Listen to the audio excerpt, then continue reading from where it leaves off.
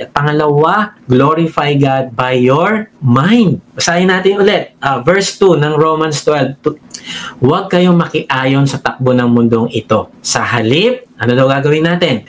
Hayaan ninyong baguhin ng Diyos ang inyong pag-iisip upang maunawaan ninyo ang kanyang kalooban. Sa gayon, magagawa ninyo kung anong mabuti, kalugod-lugod at ganap na kalooban ng Diyos. Grabe, no?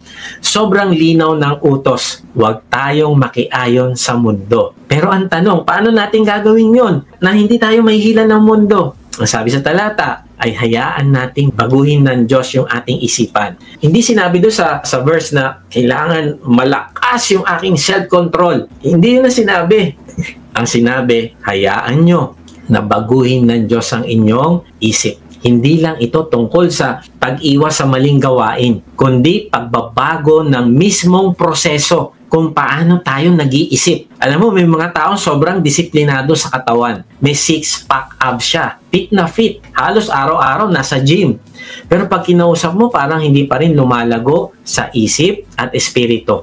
O kaya naman, may mga taong sobrang talino. May PhD. Talagang magaling sa kanyang career. Pero pagdating sa mga bagay ng Diyos, parang bata pa rin. Kaibigan, ang layunin ng Diyos, hindi lang malusog na katawan, kundi pati ang iyong isipan ay magbabago ayon sa bagay ng Diyos. Gusto ng Diyos na hindi mo lang ialay ang iyong katawan, kundi ialay mo pati ang iyong pag-iisip. Ang ibig sabihin ng salitang baguhin sa talata ay metamorpho. Ito yung term na ginagamit para sa transformation ng caterpillar na maging butterfly. Ibig sabihin, hindi ito simpleng pagbabago ng behavior o ugali, kundi ito ay kumpletong transformation. Ang dating ikaw ay hindi na ikaw. Hahayaan mong magbago kung paano ka mag-isip. Halimbawa, isipin mo na lang dati, kapag may naka-offense sa'yo, galit ka agad, mainit ang ulo, o binibigyan mo ng silent treatment, o kaya sinasaktan mo rin emotionally yung tao. Ang ibig sabihin, nang hinahayaan mo baguhin ng Diyos ang iyong pag-iisip, ay ang unang iniisip mo na ngayon ay, kung ang Panginoong Yesus ang nasa ganitong kalagayan, ay ano ang kanyang magiging response? Magagalit ba siya? Magmumura ba siya? Sisigawan niya ba itong tao na ito? Ang ibig sabihin ay hindi na ikaw ang nasusunod. Nagbabago na ang iyong ugali. Bakit? Dahil nagbabago na ang iyong isip. Hindi lang nagbago ang ugali mo, kundi hinahayaan mo pa na baguhin ng Diyos ang buong sistema ng pag-iisip mo. Dati, me first. Lahat ng desisyon mo base sa convenience mo. Pero ngayon, bago ka magdesisyon, ang tanong mo na, kapag ginawa ko itong bagay na ito ba ay magbibigay ng glory sa Diyos?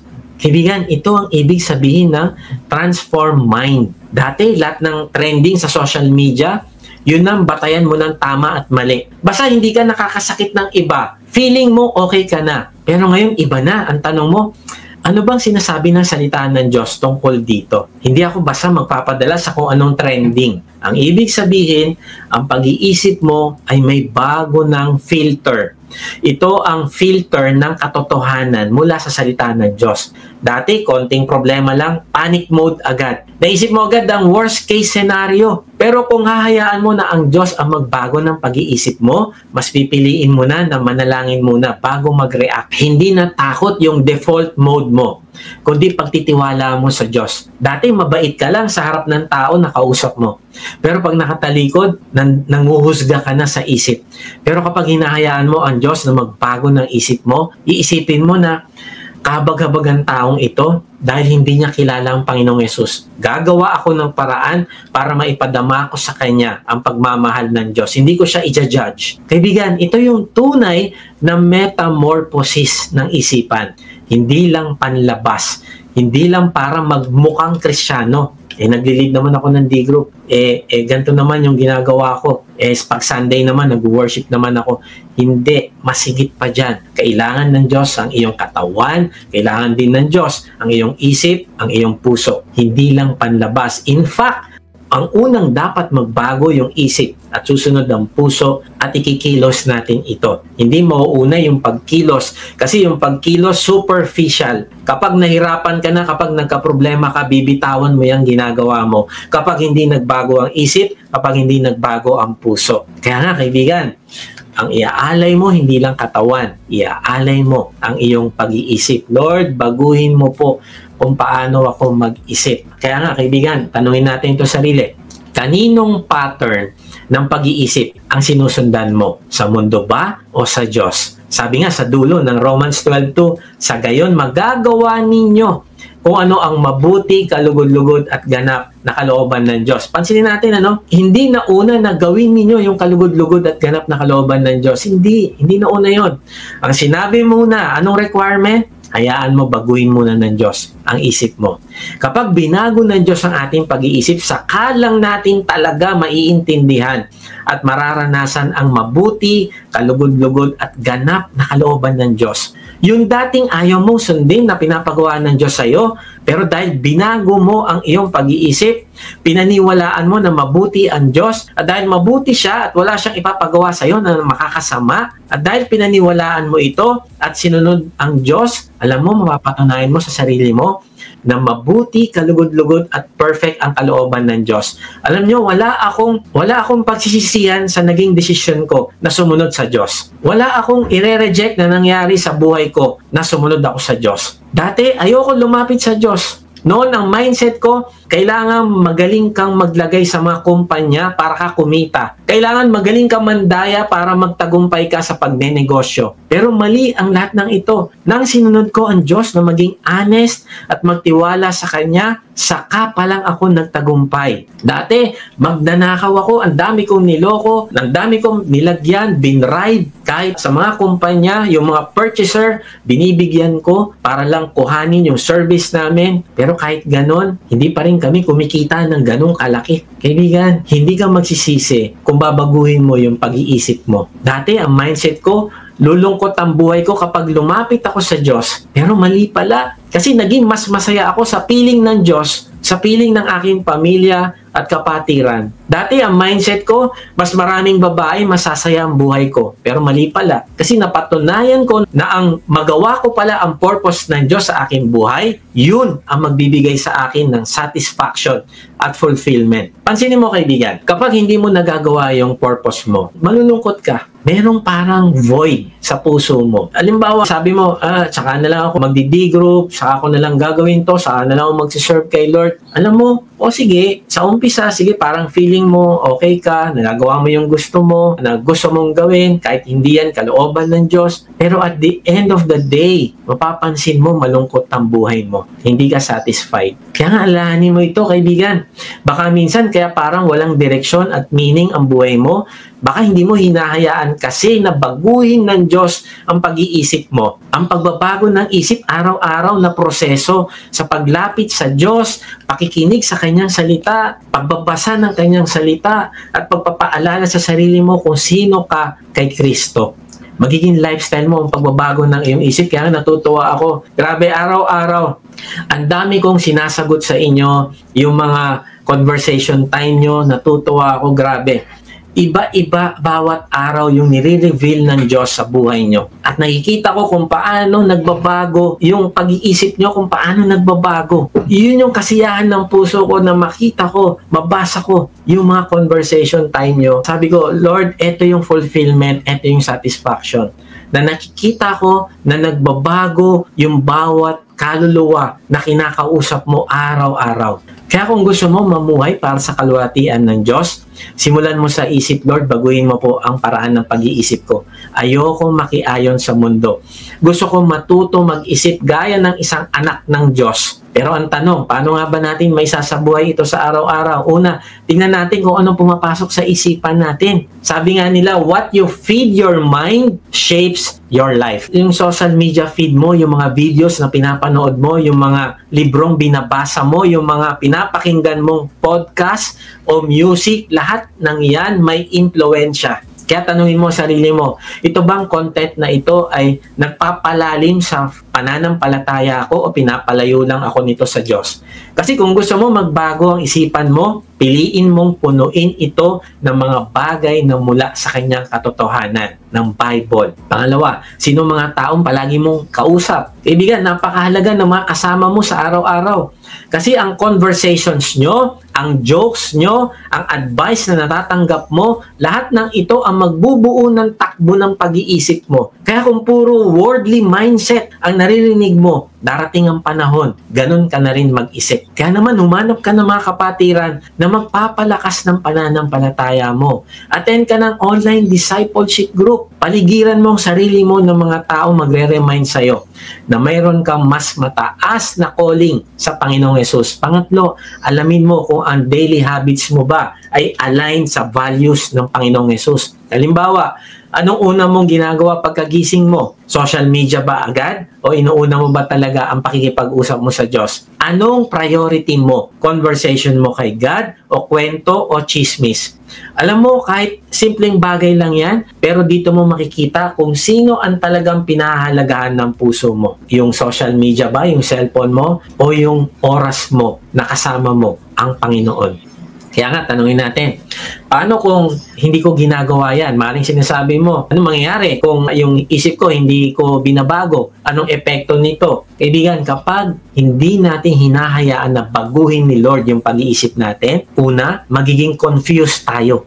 Hindi mo na alam kung anong tama at mali. Lahat parang gray area na. Parang lahat okay lang. Basta wala kang inaagrabyadong tao, okay ka na. Pero yun na nga yung problema. Yung moral compass mo sa mundo na nakabase, hindi na sa salita ng Diyos. Pangalawa, kung hindi mo hayaang baguhin ng Diyos yung pag-iisip mo, magiging anxious ka. Puro takot ang puso mo. Hindi ka makakatulog.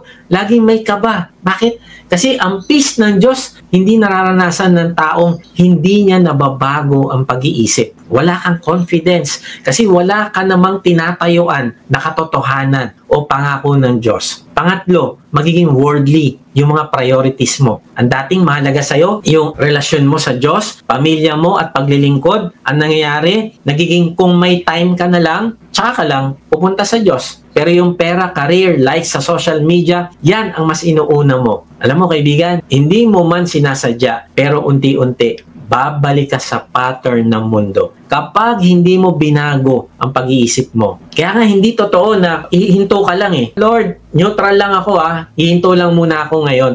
Papahinga lang muna ako ngayon. Hindi totoo yan. Babagsak ka. The moment na huminto ka pumidal sa bike, hindi ka susulong, sasabihin mo lang, hindi, hihinto lang naman ako Susulong naman din ako balang araw Kaibigan, babagsak ka. Kaya nga, yung pagbabago ng isip, yung pagbabasa ng Bible, araw-araw, gagawin mo yan.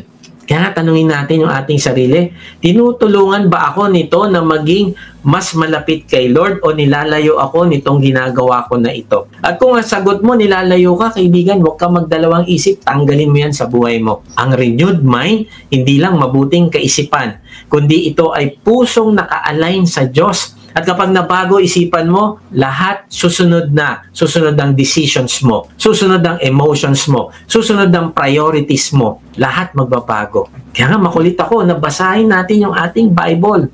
Alam mo, isa sa mga alam nating kwento, yung prodigal son. Ang problema niya, hindi lang naman ginawa niya yung pagtataksil niya sa kanyang ama, yung paglayo niya sa kanyang ama, kundi ang tunay na problema, alam mo kung ano? Yung paraan ng pag-iisip niya. Sa simula, anong mindset niya? Life is about me. Tatay, bigay mo na sa akin ang inheritance ko. Gusto ko na mag-enjoy sa buhay. Gusto ko malaya. Life is about me. Ayoko ng rules dito sa bahay. Worldly thinking. Ako muna, freedom muna, pleasure muna. Tapos ano pa nasa isip niya? Happiness comes from having more money and freedom. Akala niya kapag hawak niya na yung pera, wala nang nakakapagmanman sa kanya, walang nakatingin sa kanya, saka siya magiging truly happy. Sound familiar, di ba? Ganyan din yung mindset ng maraming tao ngayon. Kapag may pera na ako, kapag independent na ako, saka ako magiging masaya. At pangatlo, ano pa ang mindset niya? My father's house is boring and restrictive. Para sa kanya, yung mga rules ng tatay niya, yung structure sa bahay, lahat yon ay limitation sa kanyang happiness. Nakarelate ba kayo? Kaya naman, inisip niya, mas better ako mag-isa at please, free ako. Kaya umalis siya. Ginawa niya lahat ng gusto niya. Nag-party, wildlife, nakipagkaibigan sa mga tao. Akala niya tunay na kaibigan. For a while, parang tama siya. Pero ano nangyari? Naubos ang pera. Nawala ang kaibigan. Naging mahirap ang buhay. At ang worst part, nagtrabaho siya sa kulungan ng mga baboy. Alam mo, para sa isang Hudyo, yung magtrabaho ka sa kulungan ng baboy, sobrang kahihiyan. Pero alam ninyo, hindi pa rin siya umuwi agad. Bakit? Kasi hindi pa nagbago yung mindset niya. Nandun siya sa piggery, gutom na gutom. Pero siguro, naisip niya pa rin, baka may solusyon pa ako dito. Baka makahanap pa ako ng ibang trabaho. Baka may tutulong pa sa akin. Minsan ganyan tayo, no? Pinapangatwiranan natin yung ginagawa natin. Baka meron pang ibang solution. May plan B pa ako. Tsaka na yung pagsunod sa Diyos. Kaya ko pa eh. Andyan pa yung aking connection. Andyan pa yung aking karelasyon. Okay pa kami. Pero dumating yung moment, yung tipping point, kung saan hindi lang nagbago yung circumstances niya, kundi nagbago ang paraan ng pag-iisip niya. Luke 15:17. Ang sabi doon, nang magbalik tanaw siya, when he came to his senses. Ibig sabihin, naging klaro sa isip niya. Parang na-reboot yung pag-iisip niya. At ano mga bagong realizations niya? Una, na-realize niya, ang mga servant sa bahay ng tatay ko, mas blessed pa kaysa sa akin ngayon. Hindi niya tinignan na ang servant ay inferior. Na-realize niya, ang true blessing ay nasa presence ng father niya, hindi sa independence. Pangalawa, na-realize niya, I have sinned against heaven and against my father for the first time. Hindi niya sinisi ang circumstansya niya. Hindi niya sinisi ang mga tao maaring ng scam o ng abandona sa kanya. Na-realize niya, ang problema niya ay ang sarili niya.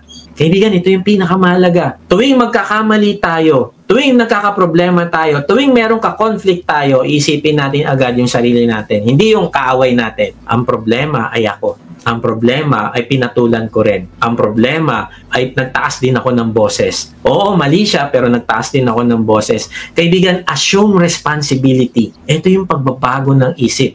Sa mga desisyon niya, sa mindset niya, nagbago yung prodigal son. Pangatlo, na-realize niya, I am no longer worthy to be called his son.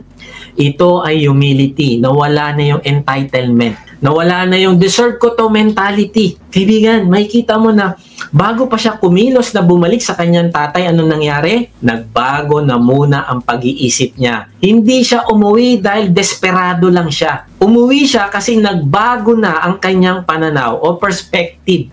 Pananaw sa tatay niya, pananaw sa sarili niya, at sa kung ano ang tunay na mas importante sa buhay. Alam mo, maraming tao gusto ng pagbabago sa buhay nila. Gusto nila maging better Christian, better spouse, better parent. Pero yung approach nila ay puro behavioral change lang. Sige, magpe-pray ako na mas matagal. Sige, mas regular ako sa church. Sige, magba-Bible reading ako. Pero kaibigan, tulad ng prodigal son, ang tunay na transformation nagsisimula sa isip. Kailangan muna nating tignan kung ano ang mga mindset natin na hindi naka-align sa Diyos. Baka kasi yung mindset mo pa rin, life is about me and my happiness. Mali. Kailangan mong ma-realize na life is about God's glory. At doon ka makakahanap ng tunay na fulfillment. Kaya nakaka-bless yung mga tao na minsan, mag-a-abroad ba ako o hindi? Lord, ano ba ang layunin mo? Ano ba ang purpose mo? Gusto ko kasi mag-glorify kita sa lahat ng decision ko. Dito kasi medyo nahihirapan kami pero magkakasama naman kami magkakapamilya. Pero pag umalis ako, teka, sabi mo, i-disciple ko yung mga anak ko. Ang sabi mo, ganito. Ang sabi mo, ganyan. Masusunod ko ba ito? Kaibigan, ganito yung buhay na binabago mo yung mindset mo. Ina-align mo sa sinasabi sa iyo ng Diyos. Baka yung mindset mo pa rin, kapag may pera ako, kapag successful ako, saka ako magiging truly happy. Kaibigan, kailangan mo ma-realize na ang contentment ay galing sa relasyon mo sa Diyos, hindi sa material things, hindi sa relationships. Kaya ang challenge ko sa iyo, gaya ng prodigal son, magbalik tanaw ka. Come to your senses. Tingnan mo kung ano mga worldly mindset ang hawak mo pa rin. At hayaan mo baguhin ng Diyos ang iyong pag-iisip. Kasi kapag nagbago na ang pag-iisip mo, automatic susunod ang behavior mo. At kapag bumalik ka sa Father's house, hindi physically lang, pero spiritually. Makikita mo na naghihintay siya sa iyo na arms wide open, ready na i-celebrate ang inyong homecoming.